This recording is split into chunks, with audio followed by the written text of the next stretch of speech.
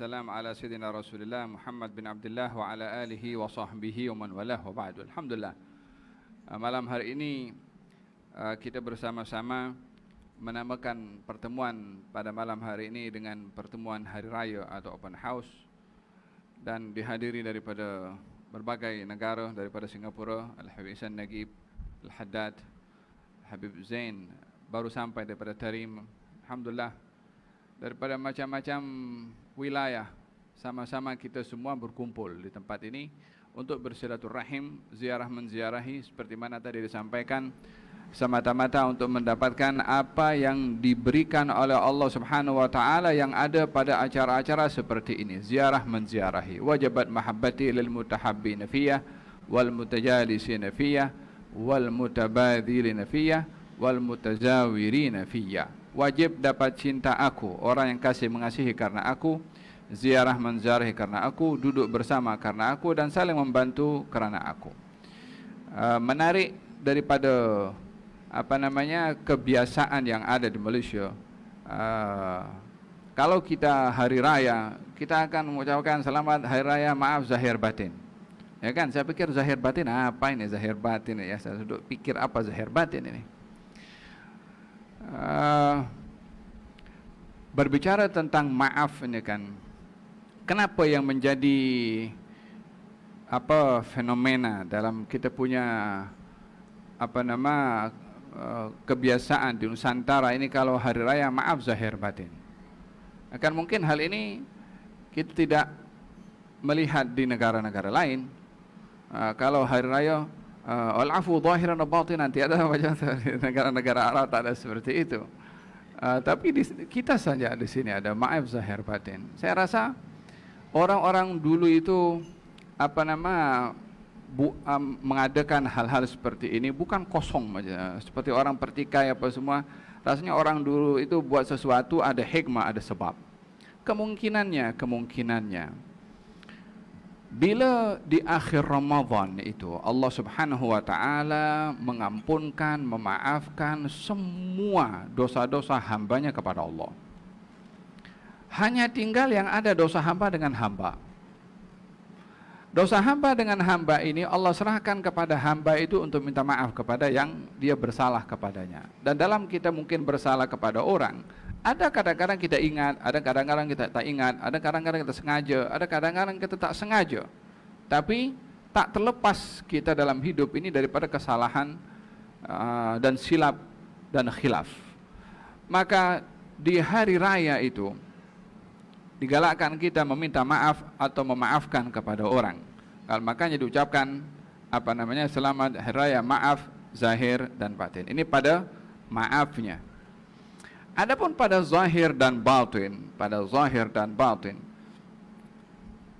kita di dalam Al-Quranul Karim Allah Subhanahu wa taala ketika bercerita tentang maaf, ini ada beberapa version, ada beberapa versi, ada beberapa cara, ada beberapa kaifiyah. Ya.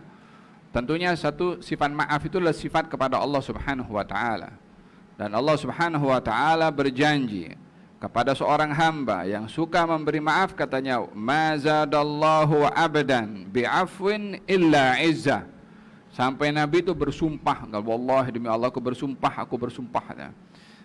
Yang pertama katanya, "Ma naqasat sadaqatun min mal." Orang yang bersedekah hartanya tak akan kurang. Nabi bersumpah, wallahi kan. Jadi jangan orang berfikir bila bersedekah duitnya akan kurang. Kalau dia merasa duitnya kurang, seakan-akan dia tak percaya dengan sumpahnya Nabi. Ini Nabi bersumpah, kalau tak bersumpah pun dia dah betul cakapnya. Tapi ini bersumpah dan diberitahu sumpahnya, aku bersumpah. Macam tu.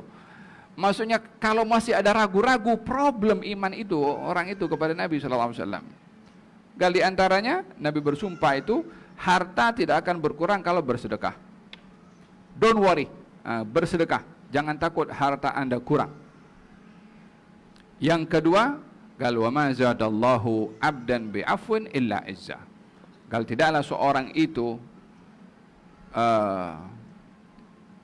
dengan memberi maaf, melainkan dia akan diangkat darjat dan kemuliaannya di sisi Allah Subhanahu wa taala. Walaupun orang menganggap dia lemah, walaupun orang menganggap dia penakut, walaupun orang menganggap apa dia punya anggapan. Yang penting, kata Nabi, tidaklah bertambah orang dengan memberi maaf kecuali izzah, yakni kemuliaan di sisi Allah Subhanahu wa taala.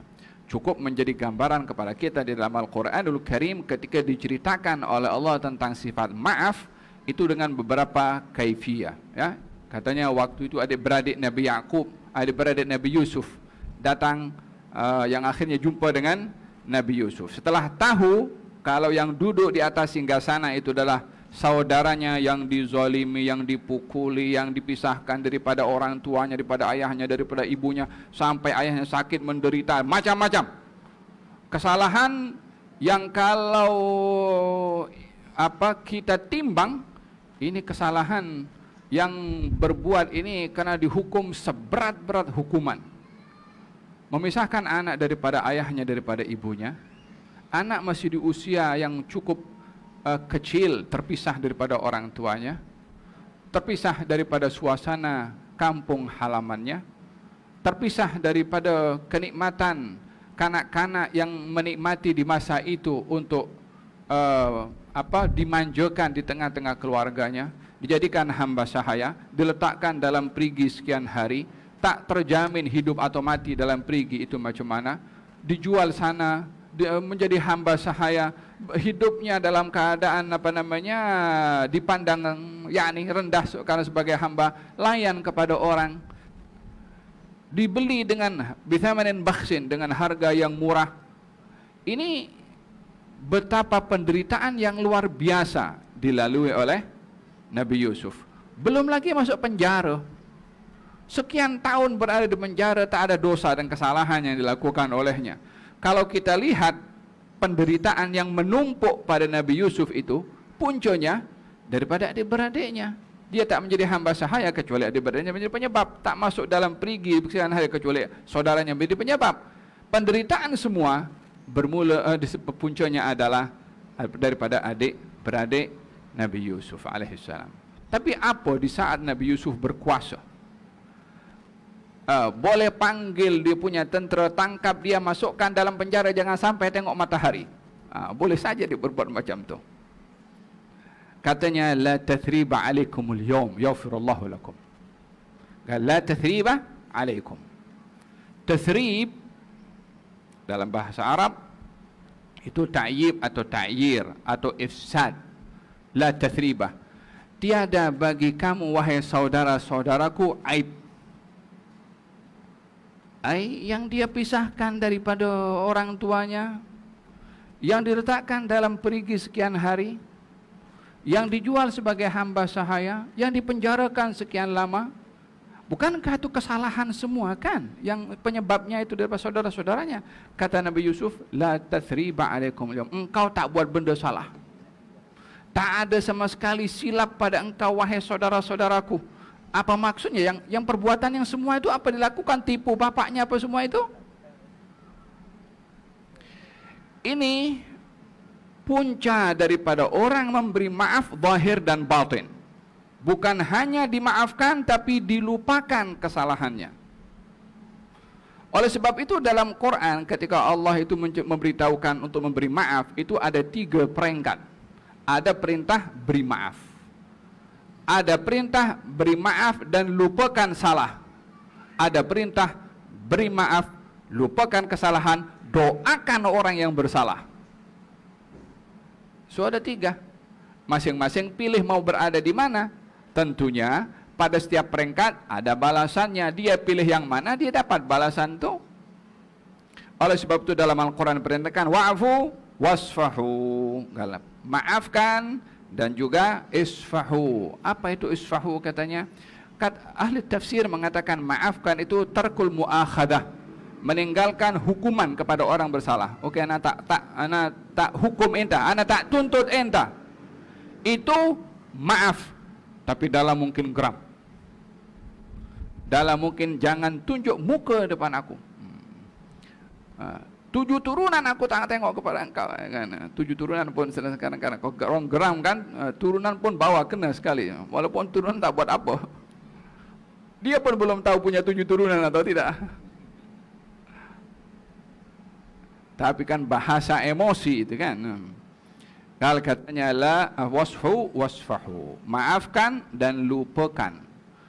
Maaf itu hak kepada orang yang bersalah.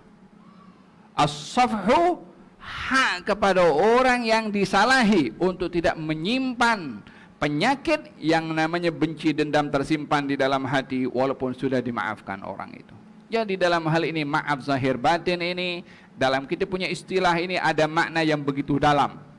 Nah, ini bukan sembarang. Tadi apa itu, lupakan sengketa lama kan lagunya itu.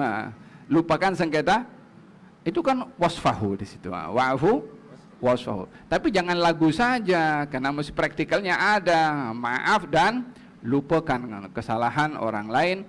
Walihada tidaklah orang itu bertambah dengan memaafkan kecuali mulia di sisi Allah Subhanahu wa taala. Ambil daripada suasana hari raya ini untuk lupakan sengketa lama, maafkan kepada orang yang bersalah, buat lembaran baru dalam kehidupan ini. Gal katanya di dalam Al-Qur'an ketika orang itu disuruh menjadi orang yang pemaaf, bukan kun afuwan, jadilah kamu pemaaf. Katanya khudhil afwa, katanya ambillah sifat maaf itu. Yani kalau orang mengambil itu kan sesuatu boleh diambil barang dan itu bergantung. Kalau barang itu boleh diambil dengan tangan ya kita pakai tangan. Kalau barang itu tak boleh diambil kecuali dengan kren ya kita ambil dengan kren. Tapi ada benda yang diambil. Tapi maaf mau diambil macam mana? Khudhil afwa, ambillah maaf itu. Maksudnya apa? Berat orang itu nak jadi pemaaf, tapi jadilah kamu pemaaf walaupun menggunakan apa saja untuk kamu ambil itu sifat maaf walaupun cabarannya besar. Khudhil afwa, jangan ambil yang lain. Kalau kamu ambil yang lain, dendam ke, marah ke, 7 turunan tadi itu ke, khalas, al khasara alaika, kerugian kepada orang itu sendiri. Khudhil afwa wa'mur bil urfi wa'arid 'anil jahilin. Marrah kalimat ini dibacakan oleh seorang bernama Uthman ibn Hunayf di hadapan Sayyidina Umar bin Khattab radhiyallahu anhu. Kalau ada seorang datang kepada Sayyidina Umar, namanya saya ingat Aqra bin Habis atau Uyainah, datang kepada Sayyidina Umar. Jadi orang tengahnya siapa namanya? Uthman bin Hunayf. Katanya aku nak jumpa dengan Amirul Mukminin Umar. Kata apa ada hajat aku dengan Amirul Mukminin? Bawa jumpa dengan Amirul Mukminin karena orang tengahnya Uthman bin Hunayf diberi ruang oleh Sayyidina Umar bin Khattab. Jumpa. Gal apa hajat kamu? Kata Sayyidina Umar mengatakan kepada Uyainah atau Aqra, katanya ya Amirul Mukminin, kamu ini tidak adil. Kamu kalau bagi-bagi ini kedekut sangat. Wih, direct dia cakap macam tu kepada orang nomor 1. Orang yang dikenali kegairahannya, yang orang bercakap dengan Sayyidina Umar itu segan, sehingga dalam hadis syaitan pun segan nak lalu di lorong yang dilalui Sayyidina Umar. Ini orang kecil dia boleh bercakap begitu kepada Sayyidina Umar bin Khattab. Naik merah Sayyidina Umar bin Khattab dengan kata-kata Uyainah, sementara di sampingnya ada Uthman bin Hunayf. Katanya ya Amirul Mukminin, belum marah lagi ini, tengah-tengah naik dia punya emosi itu kan. Kata Uthman bin Hunayf mengatakan ya Amirul Mukminin, sesungguhnya Allah perintahkan kepada Rasulnya khudhil afwa wa'mur bil urfi wa'arid 'anil jahilin. Kata Sayyidina Umar khudhil afwa wa'mur bil urfi wa'arid 'anil jahilin. Khudhil afwa wa'mur bil urfi wa'arid 'anil jahilin. Diulang-ulang ayat itu oleh Sayyidina Umar umpama reduce dia punya emosi. Kan tahu ubat painkiller untuk kita kasih tenang dia punya sakit itu kan, ada obat untuk penenang. Ya, kita ada obat seperti itu untuk kita punya emosi penyakit dalaman, yaitu Quranul Karim. Diulang-ulang oleh beliau sehingga tenang beliau. Sayyidina Umar bin Khattab berhadapan dengan orang yang sedang menguji emosinya. Walihada pentingnya seseorang itu di suasana hari raya ini punya sifat maaf dan melupakan kesalahan. Jika lebih baik doakan orang yang bersalah tadi. Dengan begitu memang hari itu hari raya bagi kita semua. Kalau tidak, untuk apa kita senyum dengan orang lain dalam kita maki kepada orang itu? Kenapa kita kotori kita punya? Kita dah nampak indah manis di depan orang, kita maki di dalam.